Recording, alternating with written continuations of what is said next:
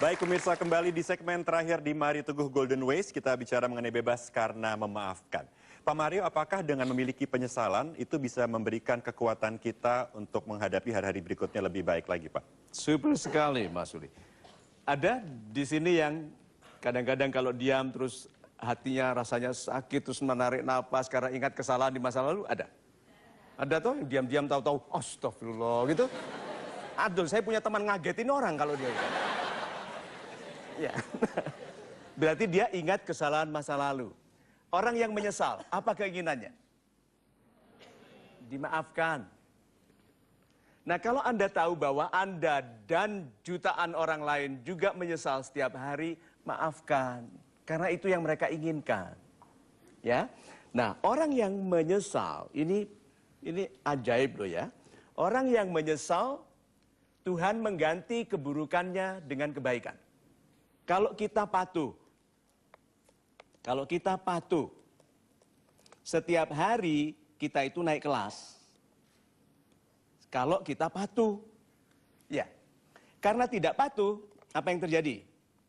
Beban kesalahan, beban dosa, beban kekhilafan, beban, sampai kita tidak bisa naik kelas. Oke, kalau menyesal, apa yang terjadi? Dan minta maaf kepada Tuhan. Dan di dalam penyesalan itu dia berjanji untuk tidak mengulangi. Apa yang terjadi? Dihapus. Kalau dihapus berarti dia punya kesempatan untuk naik kelas. Berarti betul ya, dikuranginya kesalahan karena minta maaf mengakibatkan ditambahnya kebaikan. Apalagi kalau kita memaafkan orang. Kebaikan dia ditambahkan, kebaikan kita ditambahkan. Memaafkan itu hebat sekali. Itu. Super sekali Pak Mario. Terima kasih Pak. Kita berikan kesempatan kepada Super Audience untuk bertanya, silakan. Saya Citra dari Jakarta. Yang ingin saya tanyakan terkait dengan yang Bapak sampaikan mengenai penyesalan ya Pak ya. Dan bagaimana caranya Pak supaya kita bisa memaafkan diri sendiri.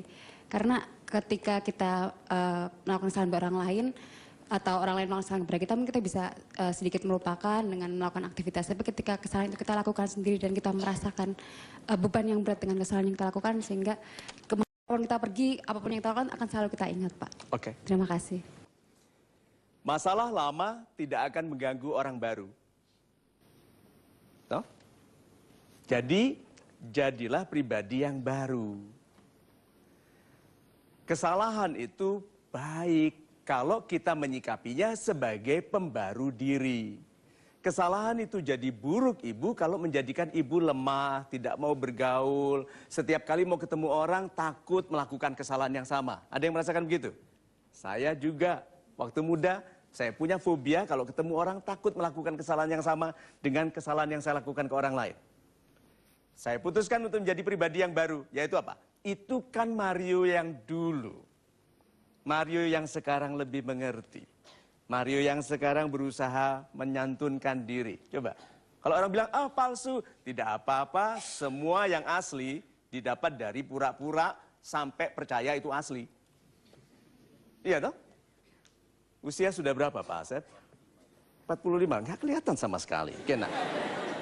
Berarti sudah 45 tahun dia memberitahu dirinya. Bagaimana kalau setiap hari Anda katakan, ini Asep yang baru. Yang kemarin mungkin banyak menyesalnya, mungkin banyak salahnya, tapi yang ini baru. Jadi kalau Anda mengasihi diri Anda, berikan dia kesempatan untuk tumbuh, maafkan diri dari semua orang yang paling membutuhkan maaf, diri Anda sendiri. Gitu. Super sekali Pak Mario. Silakan berikan kesimpulan Pak. Sahabat saya yang baik hatinya, yuk kita simpulkan program ini dalam kalimat-kalimat yang sederhana, yang potongan-potongannya pendek. Satu, bahwa memaafkan itu kapasitas yang tumbuh. Yang pertumbuhannya sesuai dengan pertumbuhan kapasitas kita untuk mencintai. Dan kemampuan mencintai itu tumbuh bersama ketegasan Anda untuk memutuskan menjadi pribadi baru yang memilih berhati besar, yang tidak terlukai oleh urusan-urusan kecil, dan yang tidak merusak kehidupan karena pertimbangan-pertimbangan tidak penting yang sementara itu.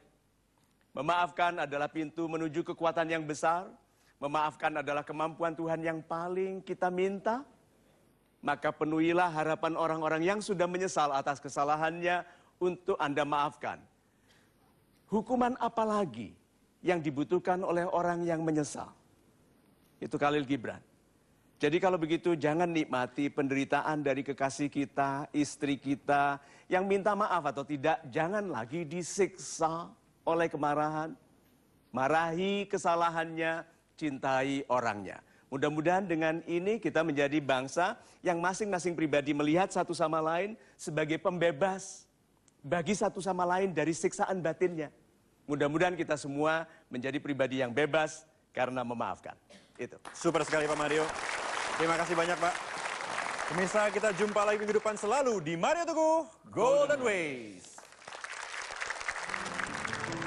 Menarik ya dan membebaskan.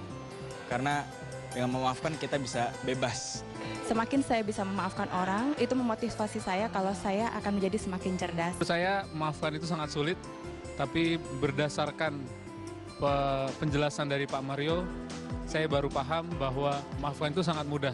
Dengan kita memaafkan kesalahan orang lain, dan orang lain pun akan kemungkinan besar akan memaafkan kesalahan yang kita lakukan, sehingga akan memberikan kebaikan ke masing-masing sisi, baik orang lain itu maupun diri saya sendiri.